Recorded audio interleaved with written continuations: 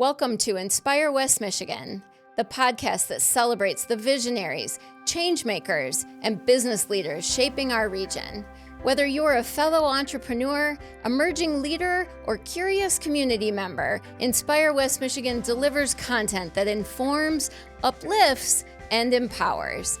In each episode, we'll go behind the scenes with local CEOs, presidents, and entrepreneurs to uncover the stories, strategies, and values that drive their success and inspire our communities. From Grand Haven to Grand Rapids and beyond, this is Inspire West Michigan. Let's dig in. Today's guest is Sarah Lewakowski, Executive Director of Mosaic Counseling, West Michigan's most innovative nonprofit mental health organization. Under Sarah's leadership, she has grown their network of therapists to nearly 300 and expanded their reach along the lakeshore and into Kent County. In our conversation, we'll hear about Sarah's career journey and how her competitive spirit has evolved into a fierce determination to remove barriers and help as many people as possible. Thanks for joining me today, Sarah. Thank you for having me. So, we are going to talk a whole lot about Mosaic and your time there, but I want to start way back when you were 17 years old. 17. I know. I don't want to say it sounds like, or feels like a million years ago. It's just 10 years ago. Right. So at 17, you went off to Hope College. I did. Was that something that you were excited about doing? I was petrified, and it was traumatizing. So, first of all, at that time, being a therapist was not even close to being on your radar. Oh, no. You were studying something very, very different. So I tell us about that. Yes. And what that meant for how you believed your future was going to play out. Mm-hmm. Well, thanks for asking all that. So I grew up in Kalamazoo, and my mom and dad made me go away to college, said I needed that experience. And so at 17, I went to Hope. I didn't know anybody, and I was terribly, terribly homesick. All I wanted to do was be back home. I tried everything to go home every weekend, and everyone in the family, friends, Greyhound bus were forbidden to take me to Kalamazoo for the weekend. So I had to stay, and it ended up being an incredible experience. You know, I think when you know what you're majoring in right away, then you start developing some of those friendships. That core group of people. That core That's group. really the trick. And by the way, staying around on the weekends so that you can learn how to be friends and socialize with everyone and all the things your parents were probably telling you. Oh, right. And that you had no desire to do. No desire. Nope. I just wanted my own room and my own bed. Okay, but what were you studying, and what did that mean for how you thought your life was going to turn out? Yeah, so I was studying officially voice performance. Okay. Which one point someone said, I told them that, and they said, you know, you do have a nice speaking voice. I said, you do have a nice speaking voice. Well, thank you. I said, no, I didn't major in my speaking voice. It was singing. So I was singing, studying opera, and it was fun. Yeah. Did you imagine yourself being an opera performer? No, not at all. So I sang in a band in the weekends at Hope, and we sang Pat Benatar and Madonna and, you know, all of that. Yeah. That at 17, 18 years old, that's what I wanted to do. Be in a band. All right. Yes. Did you get involved in the theater program and things like that as well at Hope, or outside in the community? I didn't at Hope. I had been in high school, and then later in life in any civic theater that I could find to do theater. But at that time, no, it was just. So it's so interesting to me that you weren't interested, you know, at least at the beginning, weren't interested in staying in college. I mean, a lot of people, I would say, who are performers ultimately are incredibly gregarious, and they love a good party and all of those things that you were sort of running away from. Running away. Yeah. Yes. So when you were on stage singing in a band, was it something that you had to kind of push yourself to do, or no. that was a very comfortable place? Very comfortable. So interesting. Yes. So interesting. But probably in your life today, and we're not going to fast forward quite this fast, but in your life today, that has served you really well, because you are often called upon to speak like Absolutely. this. I mean, you're sitting here, and that's very uncomfortable for many people. Certainly, it's something I've had to get comfortable with. But that's probably something that has served you well out of, that beginning. What else would you say out of, what you learned during your schooling in that program has ultimately served you well? What you just spoke about. But then, starting to have to depend on yourself. I wasn't that far away from home, and certainly, told by my family, don't come home anymore. Yeah. Which then I had to create those friendships and do things by myself.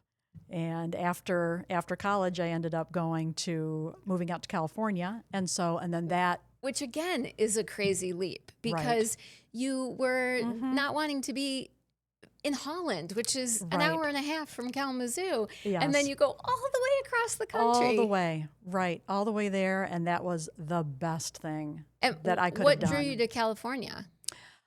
Knowing some people out there, and then entertainment. Thinking that if I really wanted to be a singer, but I just fell into really great jobs out there, and I didn't want to give that up. So tell me about your first job when you moved to California. Well, my very first job was at Johan's Country Restaurant. Okay. And you'll appreciate the story, because I needed a job day one.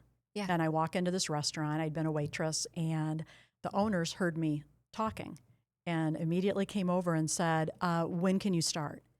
And I said, wow, well, I mean, I can start right now, but I'm a little curious. Yeah. Why? And they said, we can tell you're from the Midwest.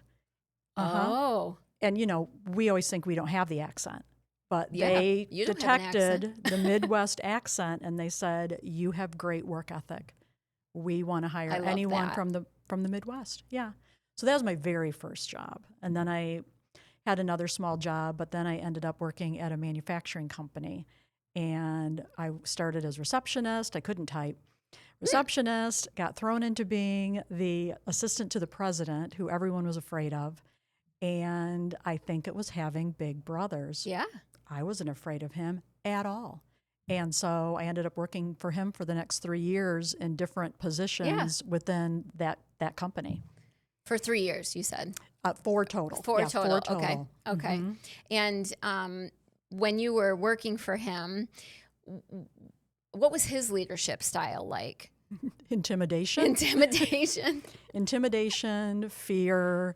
Oh, goodness. I remember one day sitting at my new assistant to him, my desk, and him stomping over, opening up a drawer and saying, I don't have any cigarettes in there. You're always supposed to keep Marlboro lights. You're always supposed to keep them in there. And again, having big brothers, I turned around and I said, well, if there aren't any in there, it means you took the last pack and you did not tell me. Oh, good for you. And he just kind of smiled, and it was like, this is going to work out. And we ended up becoming really great friends as well. What kinds of things, looking back, do you feel like you learned from him that were helpful?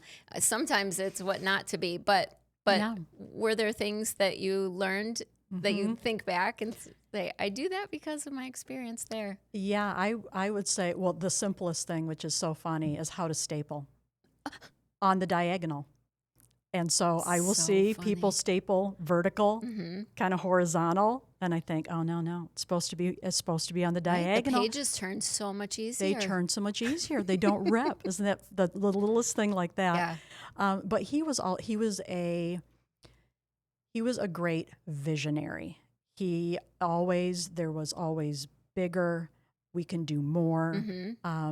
Was he good about Expanding. explaining all of that He was to you? good at- Not, yeah, I Yeah, love that. he's good at that. But he did have this intimidation. It was just like no one really knew him, I guess. I remember him asking an employee one day, "So what is it that you do here?" And because she was so startled and caught off guard, she had no idea. Yeah. She And- couldn't. And she got let go. And that would probably be part of the reason. Yeah. So that would be something not to do. That would be something not to do. What did you learn about yourself in that role? I learned that I loved learning, for one thing. Yeah, I mean, this was completely new. All of it, brand completely new. new. I loved knowing every aspect of what my job was, and I liked knowing what people's the people's jobs around me. One of the things we did was manufacture printed circuit boards. Okay. And so I wanted to learn how to stuff them, to put them all in there like a puzzle, how to solder them, how to inspect them, because then I ended up doing sales. And if something was behind, I could go out in the shop and I could help. And so I liked being very hands-on, knowing as much as I could. Yeah. Wow. So during the 4 years that you were there, were you in so you were in an executive assistant role, Right. and then you grew kind of up the ranks a bit. Right. Yes. While you were there. Yes. And so, I mean, you were coming 2 years out of college, I mean, 2 years in college, not at all in a business background or anything to do with manufacturing or engineering or any of those kinds of things. So what do you think made people believe in you to be able to take these different roles and responsibilities? I think that learning, again, being interested in what they were doing, what are you doing? Yeah. I'd like to know more about what you're doing. For him, I was always very loyal. So that was a long big thing for him. And so that there was that culture of, hey, we're all in this together. We help each other out. So that I liked that very much. Well, and here was this guy that was super intimidating to everyone else, not to you. You could be your best self in front of him, and he saw that. That's really cool. Yeah, that's nice. So, so while you were there, you were in this executive assistant role. You ultimately were in a sales role. Is that where that experience ended, where you were in that sales role? Well, we actually moved to a facility in Phoenix, so a branch of the original manufacturing company. And so over there, that's where I did the sales and did some purchasing and then helped to manage that facility. So then that was another, step to then oversee with a group of some other staff, the team, but to oversee everything. Well, the boss, was still over in California. So that was great experience as well. That is great experience. So, so I mean, you're not even 30 years old at this point. No, I'm 24. Yeah. 23, 24. And managing, group of people and processes and all different kinds of things. Did you find that your coworkers gave you the respect that that you needed in that role, and what was your engagement with them like? I mean, you're pretty early on in your career. Yeah, they did. They did, and we were all different ages in this management group over in Phoenix, and we just had a lot of respect for each other, great communication. Maybe go have drinks after work, So because I didn't have very many friends outside of them when I was in Phoenix, right? Because then that was newer than California, and so we just became great friends and coworkers. Yeah. So at that point in your career, how did you see your future playing out? I mean, did you expect that you would stay in manufacturing? At that point, if I was going to stay out there, I would probably have, the person I worked for was such an entrepreneur that he would start other businesses. And so that's something that we talked about, having a woman-owned, that he could start a business. I could run it. So wow. These are in-depth conversations to be having. Yeah. Lots of opportunities. But, ultimately, I get homesick. Yeah. And it was time after a while that I just wanted to come home. Yeah. So you went back to Kalamazoo. Mm-hmm. And went back to Kalamazoo. Went back to college. And went back to college. Yeah. Yep. Went to Western. Okay. And worked at another manufacturing company. Okay. So when you went back to college, what were you majoring in at that point? Had you changed gears? I had decided to major in psychology and a women's. What made you decide psychology? Yeah. Well, at the other manufacturing company that I was working at in Kalamazoo, I didn't know where I could go within that business. But what I did notice is how many other employees would come into my office, shut the door, and talk, and just want to talk. And I just remember one day, and I remember the person who was in my office when I thought, I think I could do this for a living. I like this. You like listening to people and hearing them and helping them through tough decisions. Mm-hmm. Oh, wow. Yes. That's a huge shift. Did you know anyone in your life who was a therapist or who had studied psychology? Did you No. So you go back to Western. Yeah. Declare your major, right? In psychology, Mm-hmm. And you also were about to say women's studies, right? Women's yes, studies. we talked about that in our earlier conversation. And at that time, women's studies was not understood by many, right? So what did that mean to you, and why did you choose that? Well, at that point, I had decided that if I was going to be a therapist, I was going to help women. So it was going to be narrow. Well, 100% of the population, 50% of the population. Yeah. Narrow. That's what I really wanted to do. And I didn't mention, when I did think about being a therapist, I wanted to do something that mattered. Yeah. I wanted to do something that was really, truly meaningful, not whether the shipment made it out on time or how late it was or did we get the parts. So that helped you to form that as well. And did you have other women? In those early years, did you have other women that you looked upon as mentors to you? My mother. Your mother, good. Yeah, my mother. Yeah. Yeah, she was incredible. That's wonderful. That's wonderful. So you go back to Western, go to school there. Now you're in your hometown, so there's no escaping on the weekends. You're there all the time. I'm there. Yeah. And was the program everything you expected it to be or wanted it to be? It was great. It was. I really enjoyed it. I enjoyed my master's a lot more, but I did enjoy definitely being back at school and taking those classes. Yeah. Nice. It felt like the right thing. It did. Yeah. That's awesome. So did you continue to work in manufacturing and having these other roles while you were going to school? I did. And so when you finished school and began in practice, did you go directly into your master's program, or did you start speaking, working with people, right, and then go back? I'm laughing because I graduated, and then pretty soon after that had my first baby, this little girl, and quit my job, and had no plan at that moment to go back to school. I just wanted to stay home and be a mom. And she was probably 10 months old, and my husband came home from work, and I said, "You are not going to believe it, Barney, they have a whole new cast of kids, and he has a whole new treehouse." And I was legitimately excited. And he just looked at me and said, "Oh, Sarah," because he didn't know me any other way, but right. I'm at work. And exactly. You're a go-getter. Go-getter. And he said, "I think you need some intellectual stimulation." And that's when I thought, okay.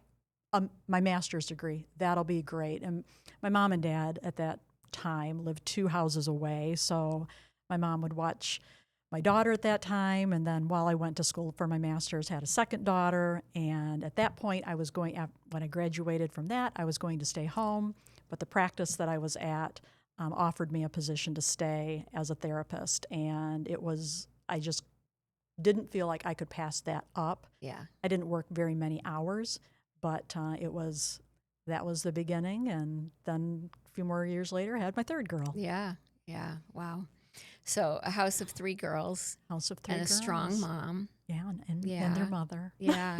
So we'll come back around to talking about what that has meant for your daughters and things like that. But when you first began meeting with patients, talking, how did that feel to you? Did it feel right? Did it feel like this was what I was made for?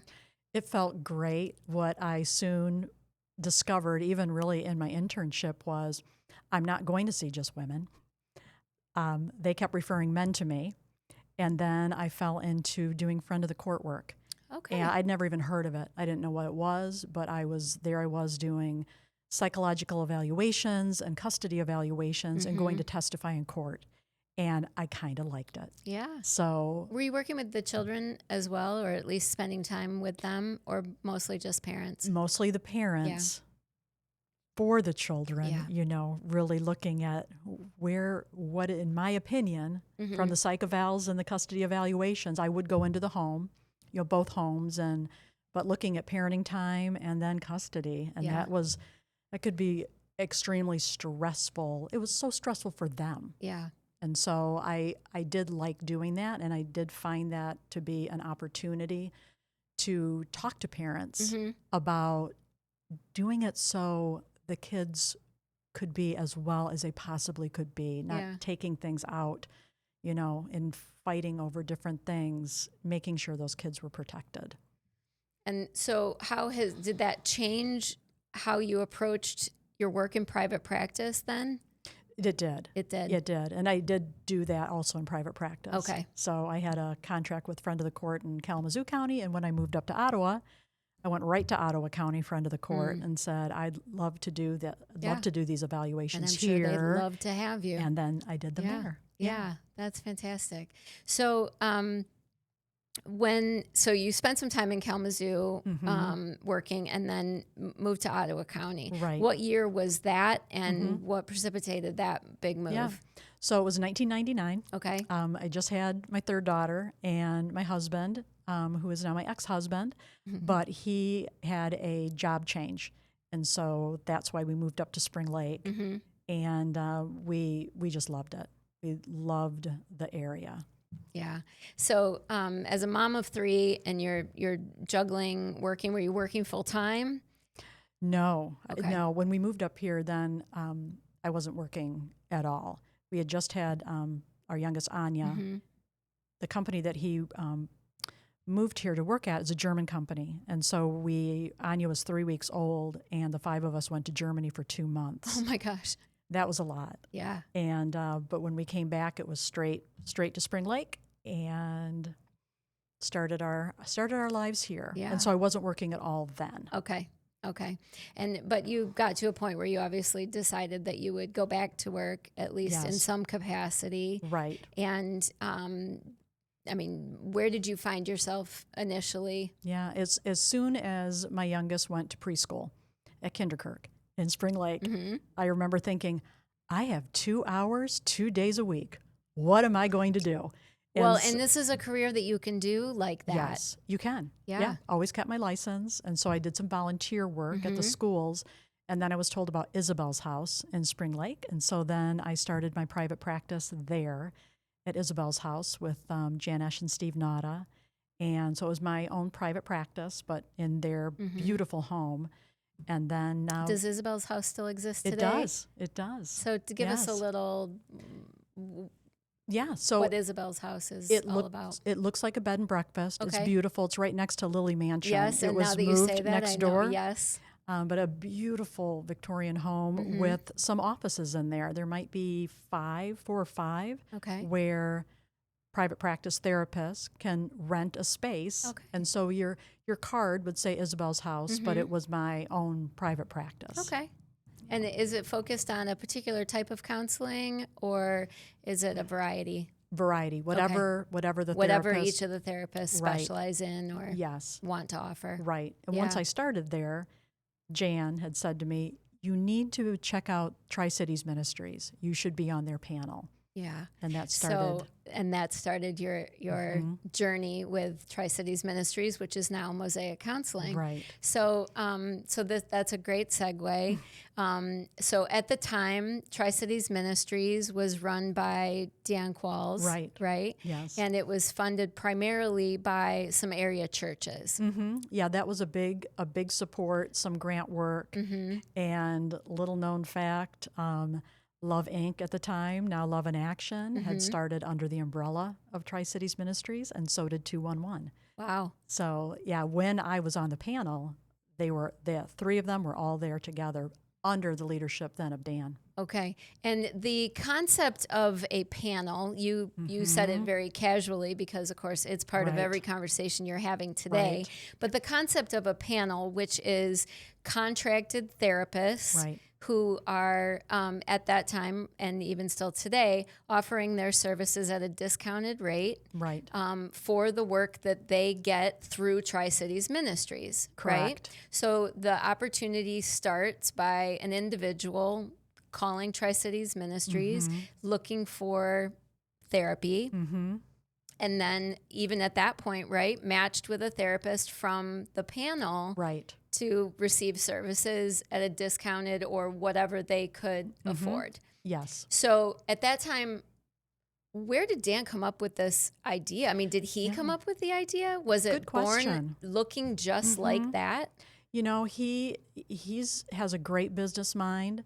And I think that maybe I need to meet him for coffee and ask him, how exactly did you think of that? Yeah. But I mean, it may have just come together organically, right? I mean, that it was born out of the churches, and so it may have just been a group of people who were willing to offer their time. Yeah. For a number of years, there were a couple therapists on staff.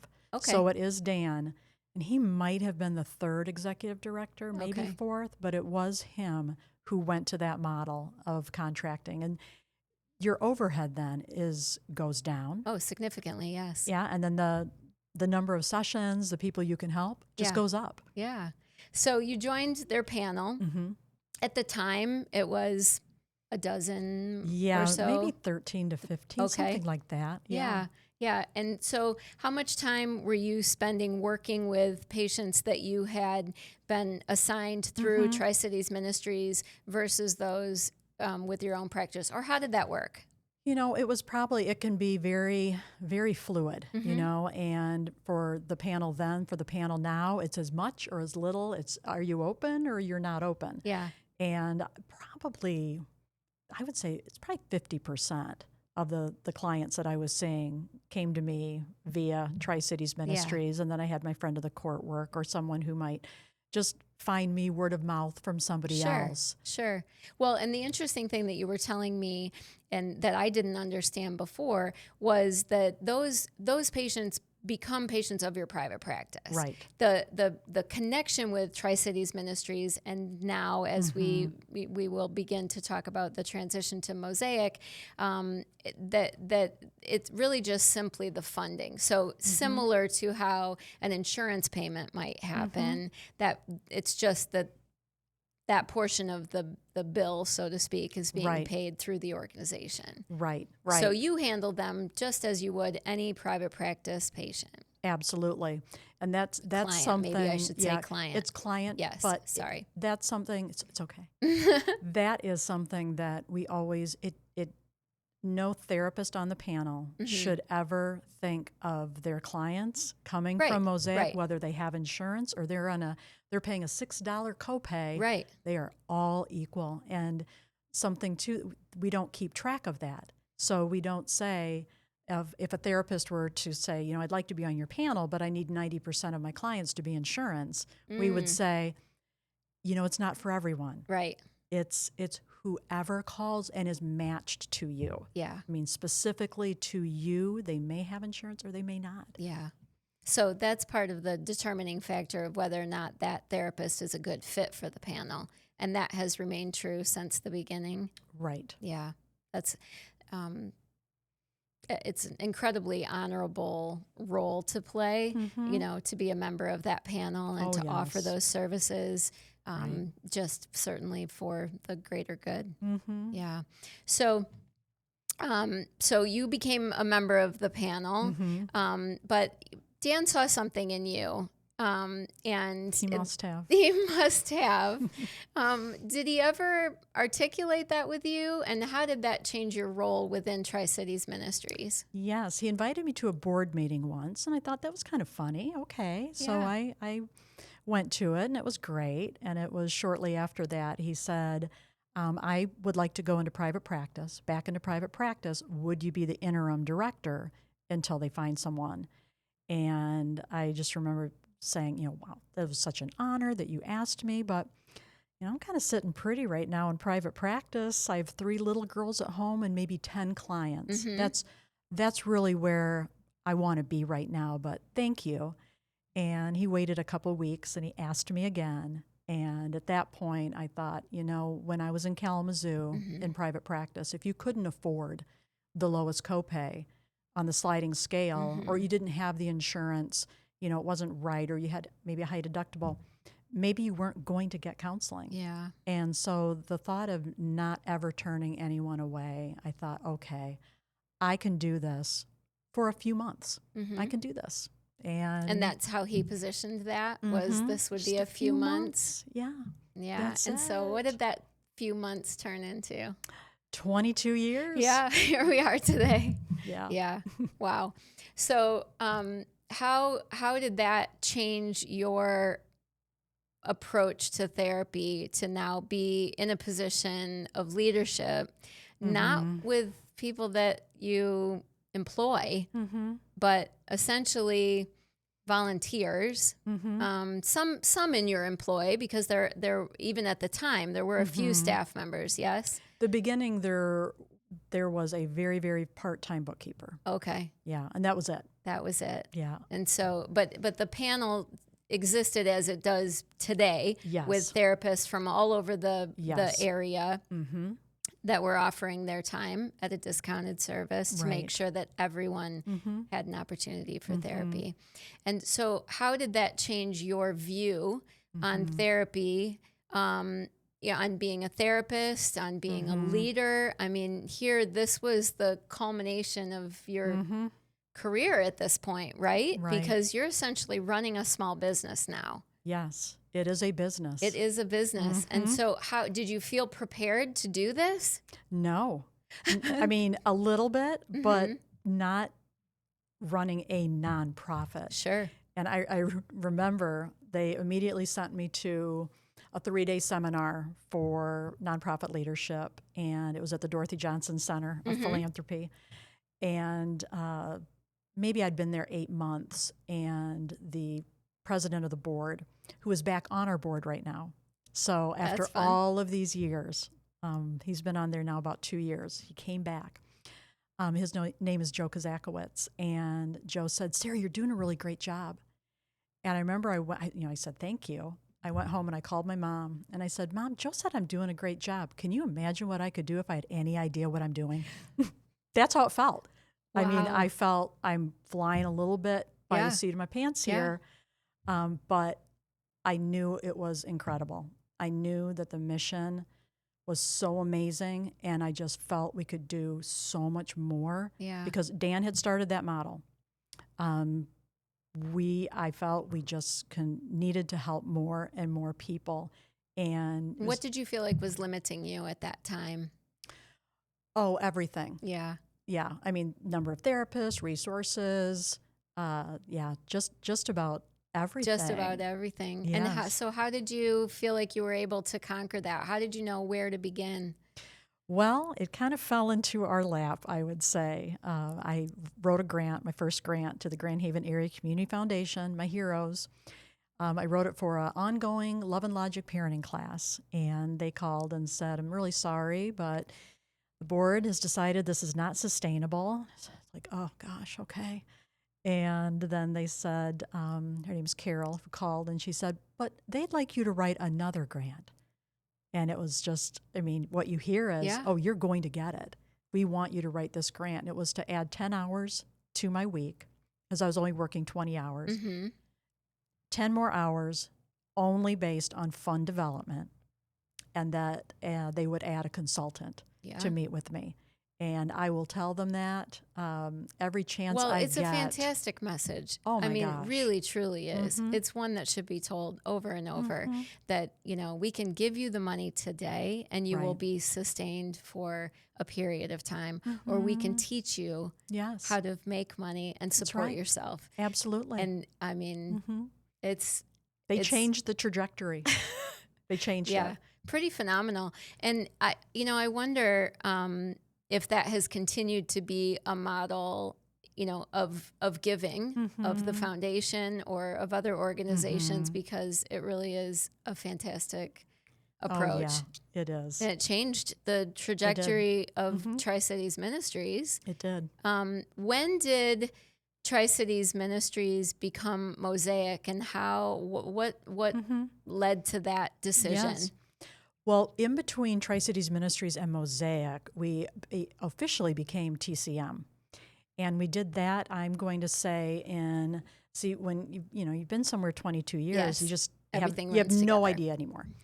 But I'm going to say probably about 2015-ish, I would say, is when we changed to just TCM. And that was because, we were about removing barriers. We want to remove financial barriers. We want to remove time barriers. We've never had a wait list, no matter what. Through COVID, never. And transportation barriers with our school outreach program. And so we discovered that the word ministries had become a barrier for some people. In the school outreach, it was a barrier. They didn't understand, we're meeting you where you're at. We want to see everyone. And we also started an employee assistance program, which really took off for local businesses, Shape Corporation. We had been for the hospital and school districts. And how many therapists were supporting the program at this time? At this time, maybe 80. Okay. Yeah, I would say around 75, 80. And so it had grown quite a bit just in your first 10 years? It had. Yeah. And with the local pastor as our board president at the time, it was a big conversation to go to the acronym of TCM. And so we did that. I remember I went and met with a huge donor. I called her. I said, "Can I come to your office? I need to talk to you about something." And I told her, I said, "We're thinking about going to TCM." And she said, "Oh my gosh, is that it? That's why you came over here?" I said, "Well, I want to know what you think." So we did that. And actually, a lot of people called it TCM anyway. It wasn't a huge jump. But then it's hard to have an acronym as a name. And we had already expanded to Holland and then all of Ottawa County. So we would say, if you really live, reaching beyond the Tri-Cities already. Right. So then Tri-Cities didn't make sense anymore either. Yeah. And so, and just talking to other organizations and thinking about, helping more people, we hired a company to do, with a grant from the Grand Haven Area Community Foundation, to do that branding and come up with a name. And actually, it was a board member that came up with the name, who creates mosaics. So it was perfect. The words just is beautiful. It has so many different meanings to it, broken pieces, but together it's beautiful and we're all different.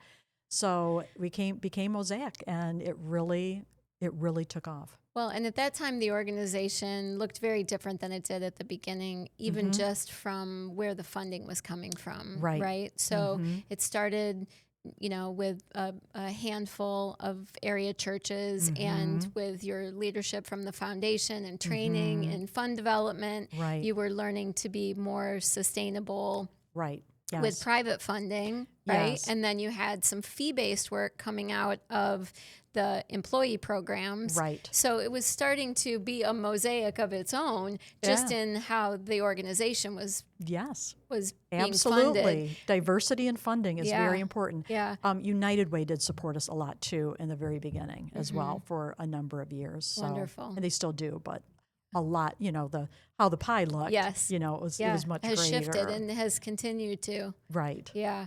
So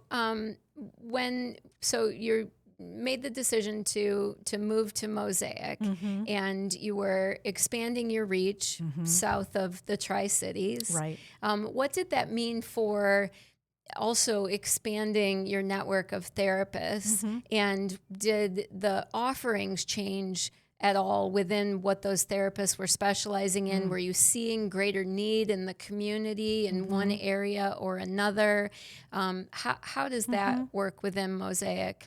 Well, the exciting thing about having so many therapists, and now there are 270, we'll be closing in on 300, is all of their different specialties.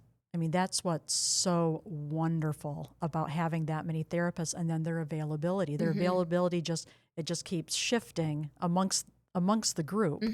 But yeah, the specialties, their just willingness to. I mean, sometimes they join our fundraising committees, and it really is, a fabulous group of people. I'd mentioned to you that, they are background checked and vetted and interviewed before they are asked to join our panel. And sometimes, like Survivor, they are removed, from the panel. Well, and we talked about it's not going to be a perfect fit for everyone. No. And these are all therapists in private practice. Right.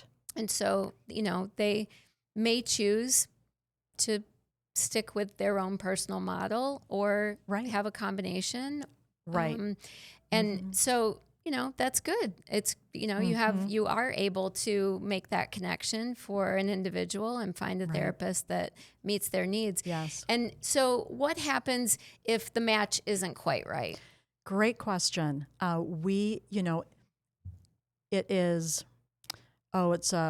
Research shows that most people, the majority of people that go into counseling, and they may have thought about it for a really long time, stop going after the first or second session. And one of the reasons is the rapport that they feel with that therapist. It's just not quite right. there. Or they find out maybe they have a high deductible. They really can't afford what they thought they could afford.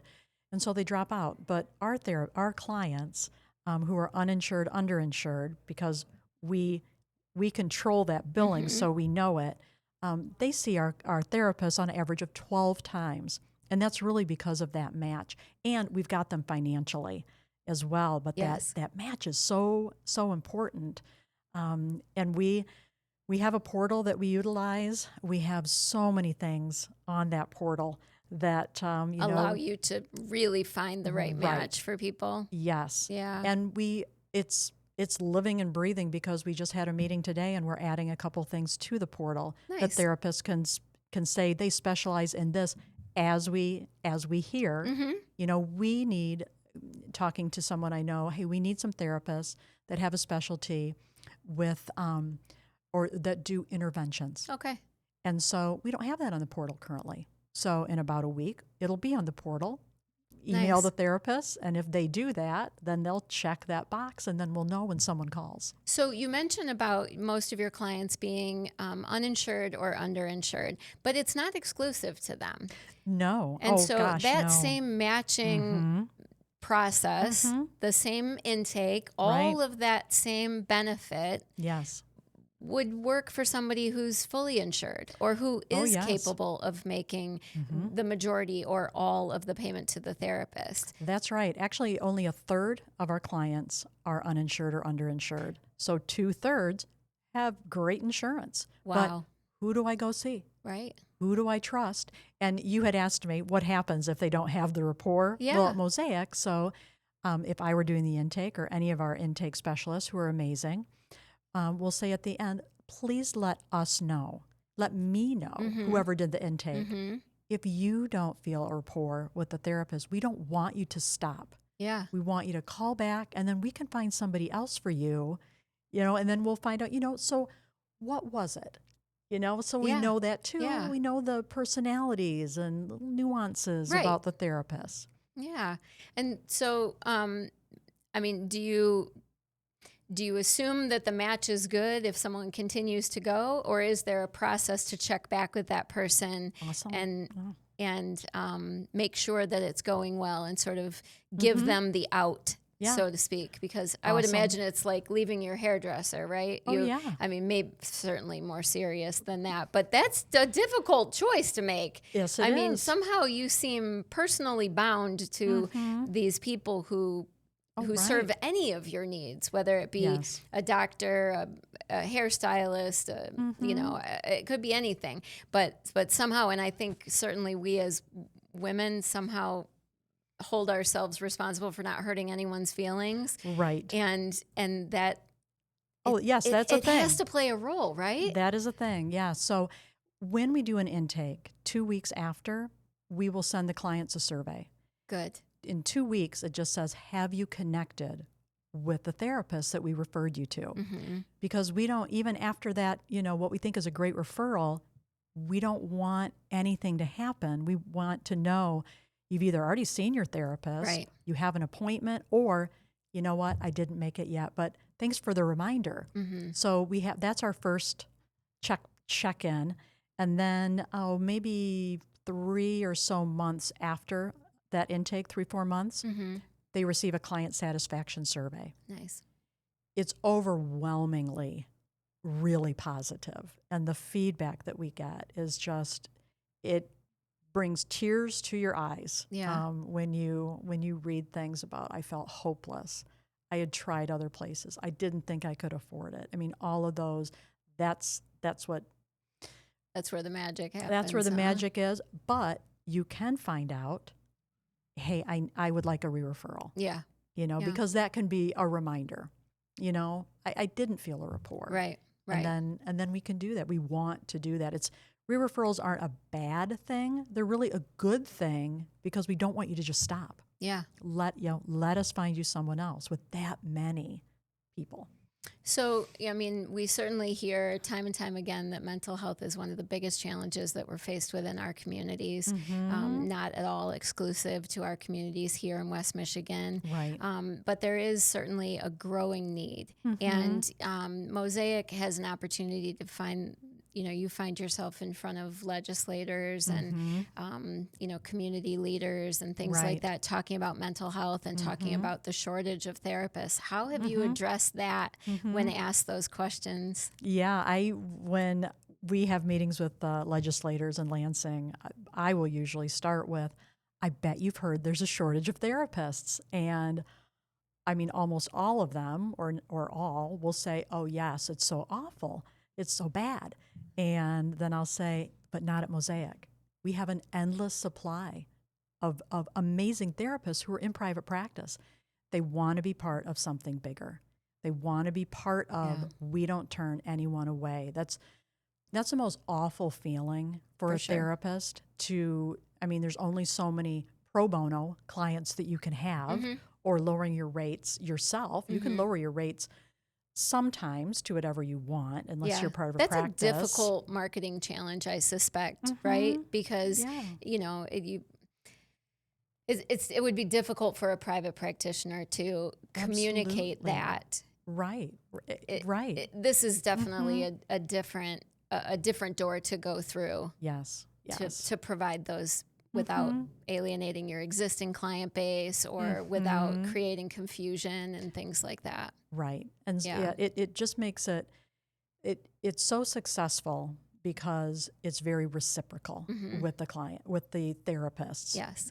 They receive referrals that are just for them, which we get that feedback from them. You're sending me people in my expertise, that are good fits for me. And that's good for a therapist too, because sometimes therapists might have to break up with a client. Sure. Because I remember when I was a therapist, ADHD, that was not my specialty, but maybe word of mouth, someone came into me. I could say, I know other people, other therapists, that this is their specialty. But I heard, but that's not my specialty. Right. And then you you don't have to go through that. Yeah. Then when And you get, it gives those therapists a network that they can believe in as well and put that client in the right hands. yes. Yeah. So what has surprised you most in this role over the last 20 plus years? You certainly have a lot of stories of success, but sometimes we learn from falling down a little bit too. Can you think of an instance where things didn't go quite as you planned that helped you to learn something and to pivot in a new way? Sure. Whenever we didn't get a grant, Yeah. that could be just so disappointing. Yeah. But then Because we all start making plans, right? you do. Yeah. You and do. you really want to believe. You've put a Right. lot of time and effort into it. Yes. So, then you need to think, okay, you want to follow up. So learning that. You need to follow up, find out, what was I missing? Yes. What didn't you get? Yeah. Not didn't you get, but No, what didn't you right. see Right. in this grant? And so And do you find that they give you good and helpful feedback? most of the time. Good. That's Yes, good. yeah. I mean, we should all learn from those instances. It's very frustrating in the world of marketing. We do a lot of RFPs and things like that. And there are Right. times when you just simply find out you weren't selected, but you aren't getting the feedback. And we all deserve to have this sort of Yes. opportunity for continuous improvement, Yes. Absolutely. particularly when you're open to it, right? Right. No. And asking for it. Yes. And so you don't ever want to burn a bridge. Yeah. Ever, ever, ever. I learned that, relationships are everything. Yeah. That was something just really important Yeah. to learn. You can't make everyone happy. You just can't, no matter what. I used to be a Girl Scout leader, and I really found it out then. Yeah. But, it's volunteering. But, you have fundraisers, and sometimes people might call you and say, hey, I didn't like this about your fundraiser. And then the next day someone calls and said, I love that about your fundraiser. Yeah. And so then you can't take things personally. Right. You just can't be all things to all people. You can't. No. And I did learn too as a therapist, which definitely translated into being an executive director. Hey, you can't, you are part of a team no matter what. And if I wrote the grant and I had the meetings, we got it. Yeah. I didn't get it. Yeah. We got it because someone was filling in for me. Well, maybe I worked on that. So it's always a team, and to be humble about that. Yeah. That's wonderful. So you said to me in an earlier conversation, I was not an athlete. I found Right. myself on the stage. I was a performer, things like that. Right. But at the end of the day, you're a competitor. Oh yeah. How has that competitive spirit affected the work that you're doing and the growth of Mosaic? Well, I would say I don't like the word no. So like a grant, Yep. No, okay. I want to find out Yes. what can we do better. Yeah. We're in so many schools. Well, let's be in more schools. Let's help more kids. So it was always it was never to win. It was for me, it was to help more people. Yeah. That's where that, I don't know, the competitiveness kind of came out with me was Just the status quo is not going to cut it. No. And I remember telling the original board or sharing with them, because when I started then officially, Love had become their own 501c3. Okay. 211 had become their own 501c3. And I remember talking to them about, hey, now let's do the best counseling that we can do. And so for that has always been very high quality, Right. caring, compassionate, respectful, all of that every single person, every person that comes in is important. They have a family, they have coworkers, they have friends, or maybe they don't. Yeah. But they are talking to someone one day and just saying, hey, you're part of our family now. Yeah. So it's interesting you talk about how these other organizations that started within Tri-Cities Ministry branched off. And so actually narrowing your focus gave you the wings to fly.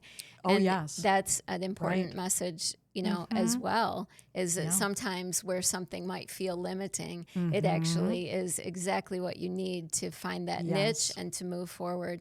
So today Mosaic has a panel of over 270 therapists. 270 and growing. 270 and growing. And now you've expanded along the Lakeshore South and Right. into Kent County now. Yes. And so, I'm certain that there are loads of folks who are behind you and behind your expansion.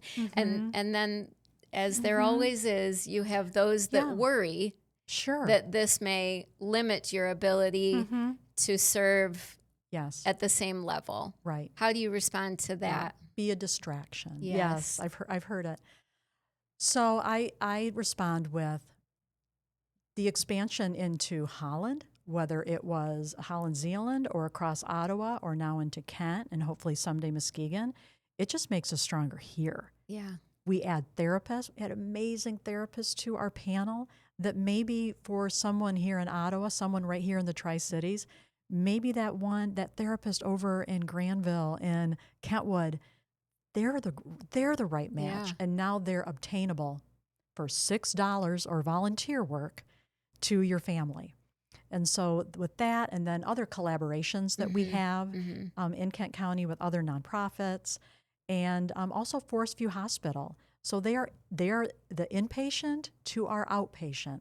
And so having a strong relationship with them also makes us stronger here. Yeah. So as you're expanding your reach and being able to see patients in these new areas, you're also expanding that therapist network. Yes. That allows you to still have therapists in in the neighborhood of where those people live, if they were choosing to see them in person. Right. It would, transportation would not be a barrier. Right.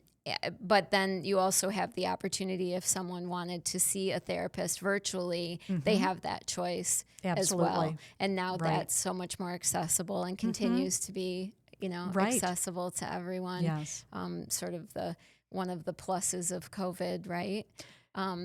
It was a surprise. It was a surprise. Yes, it was But a surprise. Behind every That's right. behind every challenge, there is Yes. something to learn, and Yeah. I think we can all look back and say that there are things that experience brought Right. us Right. that we're grateful for. And every expansion too brings new funding. Yeah, That True. also makes us right. makes You're us stronger. exposed to new private Right. donors, exposed to new foundations, exposed to new probably employee programs. Yes. Yeah. Yes. And So the state all of of those- Michigan has become a strong funder of ours, and then also the mental health millage. So through CMH, we have been receiving for the last 3 years money from the millage, which helps us do here in Ottawa County Yeah. the great work. That's wonderful. So, as it stands today, Mosaic has learned how to do its own funding, has learned how to fish, so to speak, Yes. right? And you have a series of fundraisers that you do throughout the year. We do. Where you invite supporters to come and Yes. share. Yes. So you have one that's coming up this fall. We do. Thank you so much for asking. It's October 29th. It's going to be at Pigeon Creek, and it is our annual fashion show. A little different twist. Last year it was Vogue. This year it's still Vogue, but then it is also Beyond the Mask. And so wear a mask if you want to, masquerade, thinking mask. And we have local stores that participate. Nice. And it's really, really a great night to support Mosaic. I always think we're partners. Yeah. We don't want to just ask somebody for money for donations. It's, hey, do you want to partner with us? And our therapists are our partners, our donors are our partners, and then we together can take care of over and over one of the number one issues in our county, and that's mental health. Yeah. So Where do you see Mosaic going in the next even 5 years? How do you see this? Yeah. How do you see the landscape changing? I don't think that it is possible for it to not continue to expand. It, I, I remember saying to the board several times, "We're on a train we can't stop." Yeah. It just feels that way because people need it. People need accessible and affordable professional counseling. I think we're the only ones doing it the way that we do it. Yeah. Where it's just the intake will figure everything out. We're going to match you. You're going to get right in. We're not turning you away. I don't know of another organization that can do everything that we can do. Yeah. And we only have a staff right now of 8 people. Wow. So it's when you talk about a model and where the majority of the money is funding the programming, it's really incredible. Well, it's certainly innovative and very inspiring. It's interesting to see where your career started. Yes. That I hope you still have an opportunity to perform occasionally. Well, I did a little bit at the last fundraiser. Good That for was you. fun. Yeah, that is fun. Well, it's always good to, express your creative side. And you certainly have an opportunity, even in the work that you do, to express your creative side in the fundraising programs that you're doing and things Right. like that. And that's really fun. But the work that you're doing and the panel, it's great to see that continuing to expand and to address all of the community's needs. Thank you so much. I'm so glad you were able to join us today. We're able to learn about you and your journey and everything that Mosaic is doing and see how accessible that quality care can be for our communities. Thank you. Oh, thank you for asking. Yes, thank you you're so welcome. much. Thanks. Thanks for listening to Inspire West Michigan. If you enjoyed today's episode, be sure to follow or subscribe wherever you listen to podcasts and leave us a review to help others find our show. Visit inspirewestmichigan.com and follow us on social media for more behind-the-scenes stories. Until next time, stay inspired, West Michigan.